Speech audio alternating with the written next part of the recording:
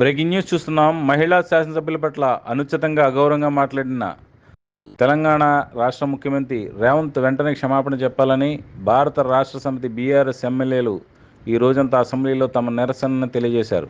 సబితా ఇంద్రారెడ్డి ఈ అంశంలో మాట్లాడేందుకు అవకాశం ఇవ్వాలని పదే పదే స్పీకర్ విజ్ఞప్తి చేసినా స్పందించకపోవడం ఎమ్మెల్యేలు ముఖ్యమంత్రి క్షమాపణ చెప్పాలంటూ సభలో నినాదాలు చేస్తూ వెల్లోకి దూసుకెళ్లారు. ముఖ్యమంత్రి అహంకారం నశించాలి, మహిళలను తప్పుగా మాట్లాడిన రేవంత్ క్షమాపణ చెప్పాలంటూ పెద్ద ఎత్తున నినాదాలు చేశారు.